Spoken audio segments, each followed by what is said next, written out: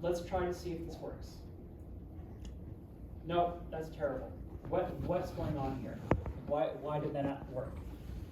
Well, I just want this graph here to correspond to the one storm, right? I only want this to correspond to the storm that I'm highlighting. And there's a special clause in here. You can see it says filter all fields.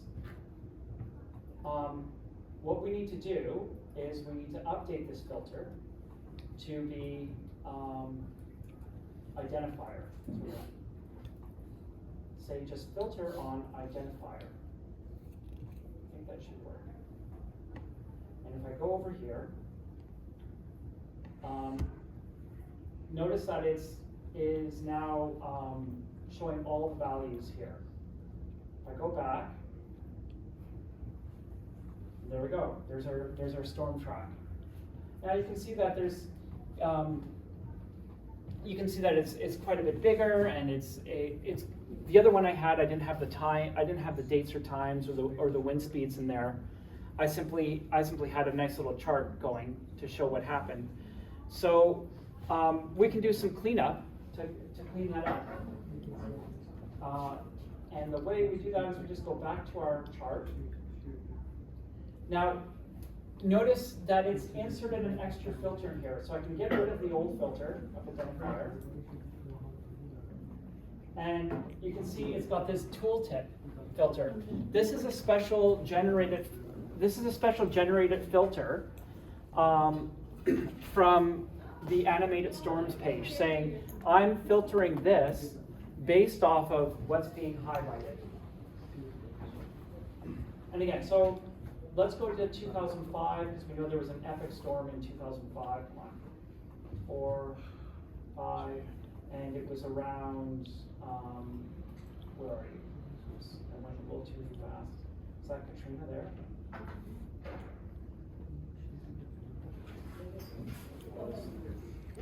Where did Katrina go?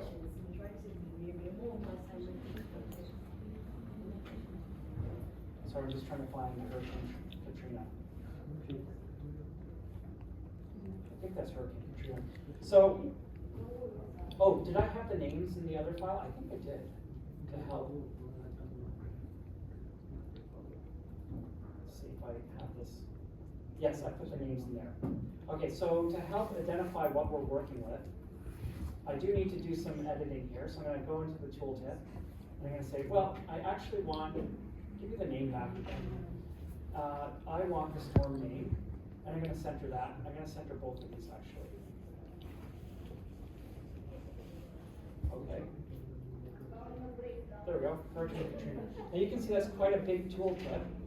We can actually adjust this to be smaller. So we've got the sizes here. So I can cut this down to like 128 by 128, working with nice powers of 2.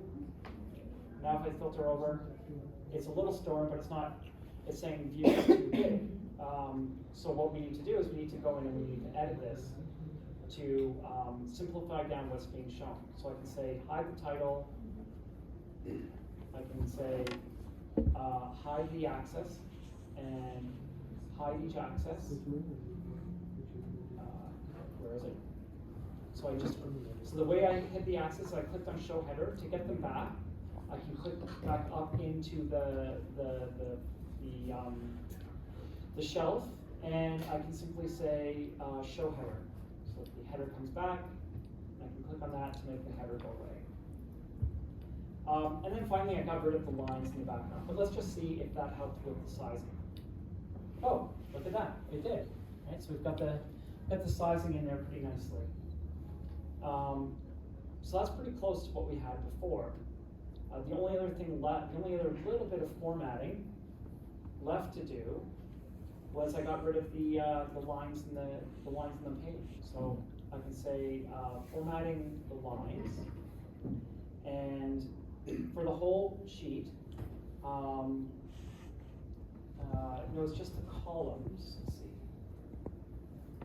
because the rows have grid lines, so I'm just going to say none, and they went away. Now this is a nice, simple, very clean display where I can highlight over a storm that's currently in progress and get a measure of the intensity and the wind speed. And you can see it's still cutting off a little bit of the information. So we could, I could set this up to be 256 by 256 if I wanted to make it a little bigger. Let's add, 64 to this. Let's 80, 92. Set up to 192. Let's see how that looks. Oh, that's so good. It's still cutting off the top. Isn't that interesting? I wonder why it should be resizing automatically. So that's it. That's how to set up an animated geographic display with a embedded highlighting control. And the only other thing we can do with the controls is I can disable the buttons so that it's even less cluttered. So when I click on it, it just is the tooltip itself. On the other hand, if I have the include command buttons, when I click on this, I get the filtering buttons. But for now, I don't want the filtering buttons in there. I'm trying to make this as simple as possible. Quite often, I find a lot of my time in Tableau is spent decluttering, spent figuring out how to take as much away from the display as possible, so that when just the visualization itself is displayed, remember that the users are going to see something that looks more like this, right? So I try to get it to the point where when the visualization is displayed, it's as simple as possible, right? It's as decomplicated as possible. So let's just let that run. Any questions or difficulties in getting the embedded visual? Yes. I have a question about the animation. How it's recentering, like when it's in zoom state, then it's changing the center of the sheet, like. Oh, what happens when you change? Oh, and how to change? How to do that? Yeah. So there's there it is. It showed up automatically. There's a context menu, and there's a pan. Okay. So I can zoom in. These are selections to select data points. There's a zoom area, and there's a pan, and then there's a zoom out. So I can minus to zoom out. There we go. It stops the animation when you change the scale. And then to move around, I have a pan button. And you can, if I click on it, the shade is moving when animation is going on. Then shade is moving. It's placed on the zoom. Oh, your whole sheet is moving? No, I'm asking how to do that. Like. Oh, how to get the background to move? Yes. Oh no, the background doesn't move. The background stays fixed. Okay. And the lines move. Okay. But we can do some amount of the user can do some amount of navigation. They can use the pan tool to pan around. So we can zoom in arbitrarily, right, to get a really close-in view of this. See how this is history. And finally, we've got the format of the history. Good. If I escape out of full screen view, I can use worksheet and then clear the axis ranges, and this will return me back to the default axis range. All right, so like I promised, I'll leave the last 20 minutes or so for questions, so that you can come forward and we can work on anything that's tripped you up, like getting your data sets refreshed or getting some of the visualizations to work. So I just want to leave the next 20 minutes open for any questions or concerns you guys have with trying to get some of the worksheets right.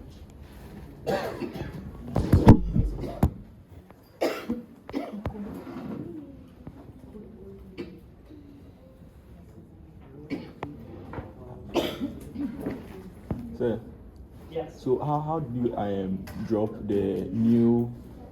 You said you dropped the new header into the old version. Yeah, I just overwrote the file. So can you show us how you did it? Sure. I'll do it.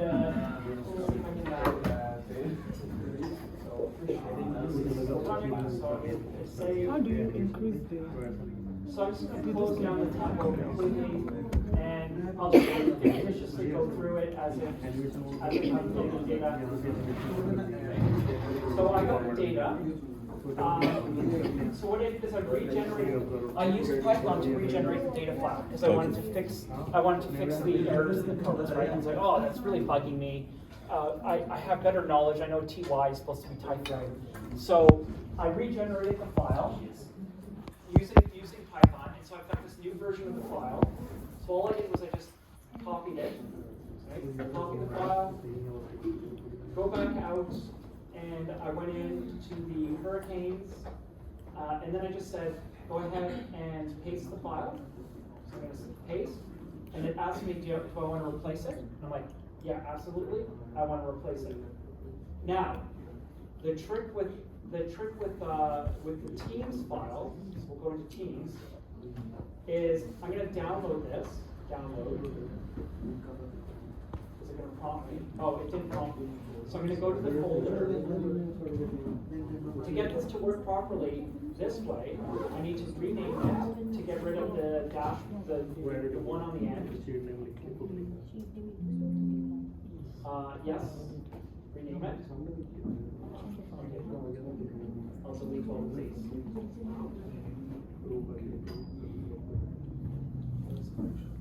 Delete this as well. So let's go through the Teams thing. So I'm going to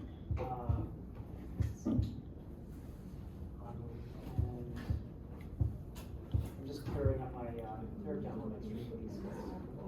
So I'm going to download this. It's a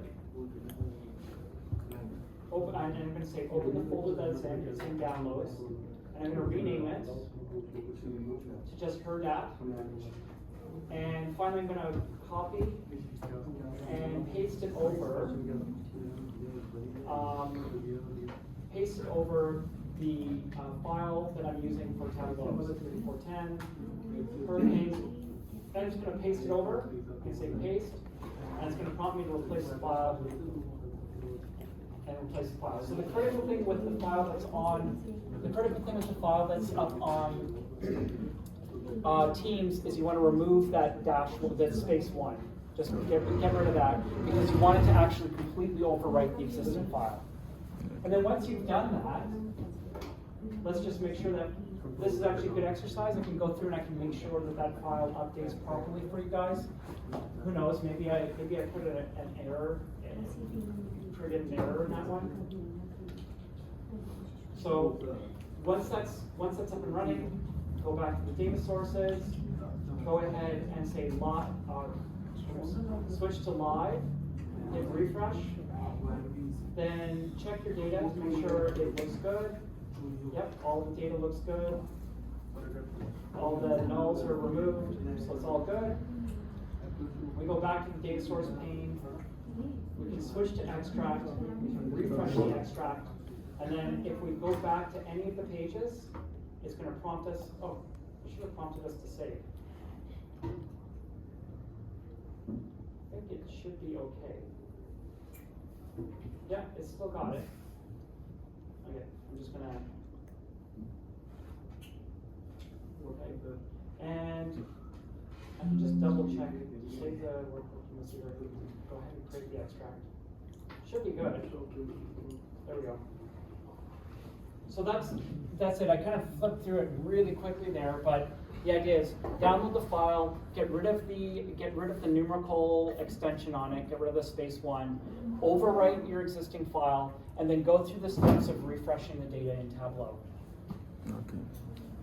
And yeah, hopefully it works that cleanly for all of you. Yeah. Is it possible to not change the names of two files and just bring them both in the Tableau?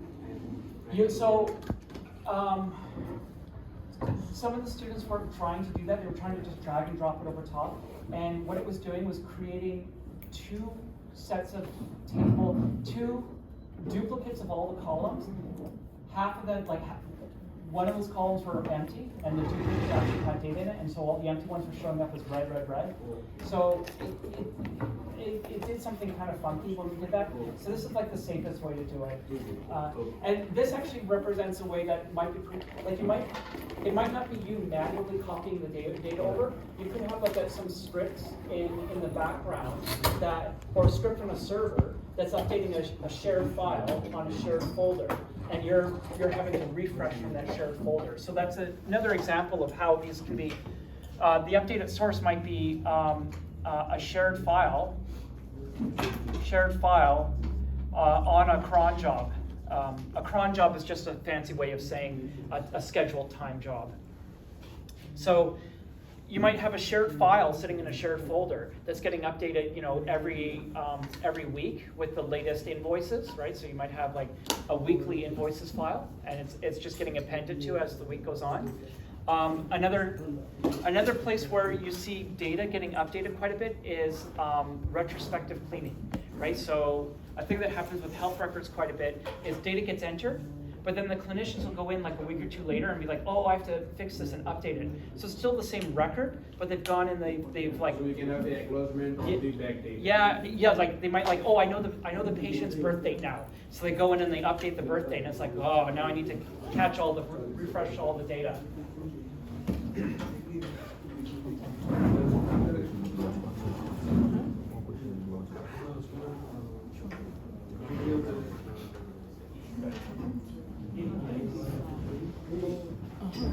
This one, it's small.